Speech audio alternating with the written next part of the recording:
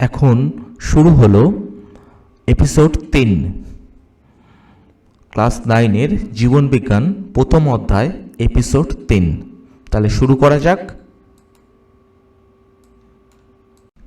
এখন যে প্রশ্নগুলো আমরা সমাধান করব সেই প্রশ্নগুলো হলো: প্রথম, জীব ও জড়ের দুটো পার্থক্য দেখাও। দ্বিতীয়, কোয়াসার্ভেট কাকে বলে। 3 নম্বর, মাইক্রোস্ফিয়ার কাকে বলে। 4 নম্বর, পরিব্যক্তি কাকে বলে। 5 নম্বর, প্রকরণ বলতে কি বোঝো। তাহলে প্রশ্নগুলো আমরা দেখে নিলাম, এইবারে উত্তরগুলো তৈরি করার চেষ্টা করি। ওকে,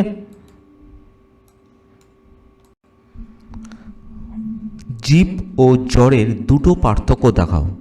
আমরা অনেক পার্থক্যই দেখব। দেখো, এখানে ছবি দেওয়া আছে, এক লিভিং থিংস আর একটা নন লিভিং থিংস। যারা জীব তারা living things, non living things মানে যারা জড়। ঠিক আছে, এইবারে দেখো যারা জীব তাদের কি কি দেখা যায়। আমরা সবাই জানি জীবের প্রাণ আছে, আর যারা জড় এদের প্রাণ নেই। জীব উত্তেজনায় সাড়া দেয়, জড় উত্তেজনায় সাড়া দেয় না। জীব বংশবিস্তার আছে, জড় বংশবিস্তার নেই। জীব চলন গমন করতে পারে, জড় চলন গমন করতে পারে না। জীব এদের পরিব্যক্তি প্রকরণ বলতে সবই আছে, জড় পরিব্যক্তি প্রকরণ বলতে এদের কিছুই নেই। তাহলে বোঝা গেল জীব ও জড়ের পার্থক্য। আমরা তাহলে সবাই জেনে গেলাম জীব ও জড়ের কি কি পার্থক্য হতে পারে। দেখো, কোয়াসার্ভেট কাকে বলে। কোয়াসার্ভেট খুবই ইম্পর্টেন্ট। কোয়াসার্ভেট, দেখো কোয়াসার্ভেটগুলো ছবিটায় দেখো, কোয়াসার্ভেটগুলো ঘনীভূত তরলের মতো ফোঁটা, সাধারণত বিপরীত চার্জযুক্ত পলিমার অণুগুলোর সাথে গঠিত হয়। তাহলে কোয়াসার্ভেটগুলো ঘনীভূত তরলের মতো ফোঁটা ফোঁটা এবং বিপরীত চার্জযুক্ত পলিমার অণুগুলোর সাথে গঠিত হয়। তাহলে এটা কাকে বলে কিভাবে বলবো।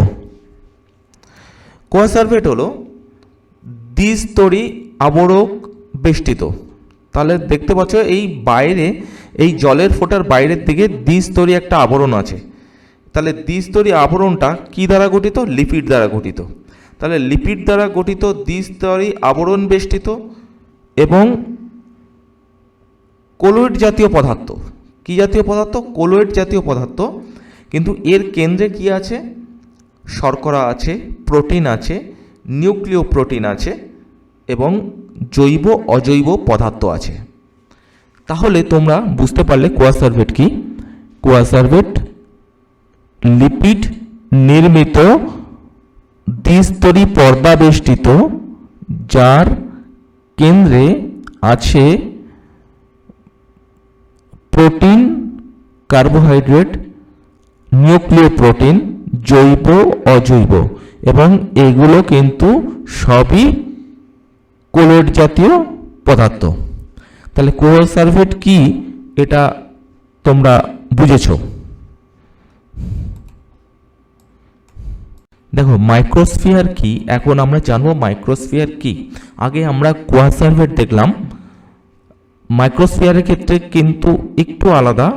মাইক্রোস্ফিয়ারের বাইরের দিকে একটা পর্দা থাকে, যে পর্দাটা হচ্ছে অর্ধভেদ্য পর্দা।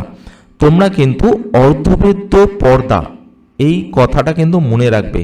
পরে এই অর্ধভেদ্য পর্দা নিয়ে অনেক পড়াশোনা দরকার হবে, আমরা তখন বেশি করে জানবো। তাহলে মাইক্রোস্ফিয়ারের বাইরের দিকে যে পর্দাটা থাকে সেটা হলো অর্ধভেদ্য পর্দা, যেটা ফসফোলিপিড দ্বারা গঠিত। তাহলে ফসফোলিপিড দ্বারা গঠিত অর্ধভেদ্য পর্দা বেষ্টিত, যার কেন্দ্রে থাকে প্রোটিন এমন কোষীয় অঙ্গাণু হলো মাইক্রোস্ফিয়ার। তাহলে মাইক্রোস্ফিয়ার কি আমরা তাহলে বুঝলাম। তাহলে কোয়াসার্ভেটের ক্ষেত্রে কিন্তু আমরা দেখেছিলাম একটা দ্বিস্তরী পর্দা ছিল, সেটা কিন্তু ছিল লিপিড দ্বারা, কিন্তু মাইক্রোস্ফিয়ারে আমরা যেটা দেখলাম ফসফোলিপিড দ্বারা গঠিত এমন একটি অর্ধবৃত্ত পর্দা বেষ্টিত প্রোটিন নির্মিত এমন কোষ অঙ্গাণু, সেটাকে বলা হবে মাইক্রোস্ফিয়ার। তাহলে মাইক্রোস্ফিয়ার কি বোঝা গেল। পরিব্যক্তি কাকে বলে, এখন এই প্রশ্নের উত্তরটা আমরা সমাধান করব। তোমরা কোষ দেখতে পাচ্ছ, কোষের মধ্যে একটা নিউক্লিয়াস আছে। আমাদের সবারই কিন্তু শরীর কোষ দ্বারা গঠিত।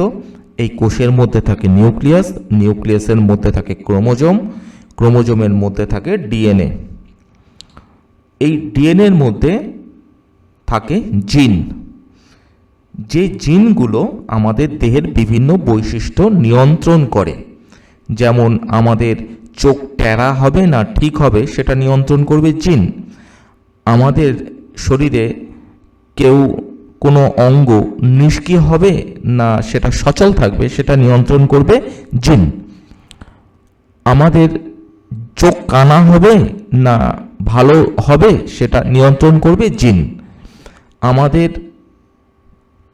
কোনো হাত ছোট হবে কি বড় হবে সেটা নিয়ন্ত্রণ করবে জিন। আমরা ফর্সা হব না কালো হব সেটা নিয়ন্ত্রণ করবে জিন। তাহলে এই জিনের যদি পরিবর্তন হয় তাহলে কিন্তু আমাদের দৈহিক বৈশিষ্ট্যের পরিবর্তন হবে। অর্থাৎ এই যে জিনের যে পরিবর্তন সেটা হঠাৎ হতে পারে, আকস্মিক হতে পারে, আবার অনেক ধীরে ধীরে হতে পারে। তাহলে আমাদের জিনের যে হঠাৎ পরিবর্তন, কিন্তু পরিবর্তনটা স্থায়ী, অর্থাৎ স্থায়ী মানে ওটার কিন্তু সারবার নয় বা ঠিক হওয়ার নয়। এরকম ধরো আমার চোখটা কানা হয়ে গেল, জিনের প্রবলেমের জন্য চোখ কানা হয়ে যাবে, মানে চোখটা কিন্তু আর ঠিক হবে না। তাহলে জিনের আকস্মিক পরিবর্তন হলো এবং স্থায়ী এফেক্ট হলো, অর্থাৎ স্থায়ী পরিবর্তন হলো, যার ফলে জীবের মধ্যে নতুন বৈশিষ্ট্য সৃষ্টি হলো। এই ঘটনা হলো পরিব্যক্তি। তাহলে পরিব্যক্তি কি? পরিব্যক্তি মানুষ বা বিভিন্ন জীবের মধ্যে বিভিন্ন বৈশিষ্ট্যের পরিবর্তন আনে বা নতুন নতুন বৈশিষ্ট্য সঞ্চারিত করে। বোঝা গেল? তাহলে আবার প্রথম থেকে একটু বলছি। কোষে, আমাদের দেহের কোষের মধ্যে থাকে নিউক্লিয়াস, নিউক্লিয়াসের মধ্যে থাকবে ক্রোমোজোম, ক্রোমোজোমের মধ্যে ডিএনএ, ডিএনএর মধ্যে থাকবে জিন। এই জিনের পরিবর্তন যত হবে এবং স্থায়ী পরিবর্তন যত হবে, আমাদের দেহের মধ্যে বিভিন্ন বৈশিষ্ট্য তত দেখা যাবে।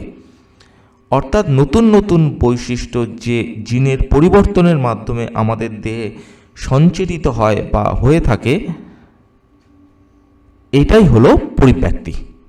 তাহলে পরিব্যক্তি কি বোঝাতে আমি সক্ষম হয়েছি আশা করি। ওকে,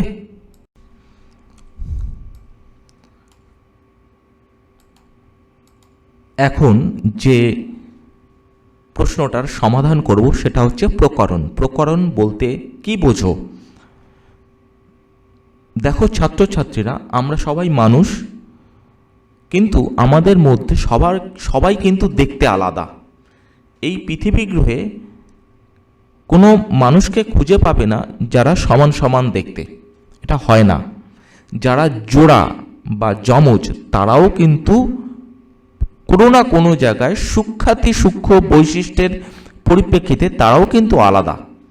তাহলে এই পৃথিবী গ্রহে আমরা যে মানুষ, আমরা মানুষ, প্রত্যেকের বৈশিষ্ট্য আলাদা। এমনি কি যমজ যারা, তাদেরও বৈশিষ্ট্য কিন্তু আলাদা। এবং আমরা যে পরিবেশে আছি সেই পরিবেশের পরিপ্রেক্ষিতে থাকতে গিয়ে নতুন নতুন বৈশিষ্ট্য আমাদের মধ্যে চলে আসে এবং সেগুলো ক্রোমোজোমের মাধ্যমে বংশ পরস্পরায় সেটা বাহিত হয়। তার মানে এক প্রজন্ম থেকে আর এক প্রজন্ম, আর এক প্রজন্ম থেকে আর এক প্রজন্ম, যার ফলে আমাদের মধ্যে কিন্তু পার্থক্য বা ভেদ দেখা যায়।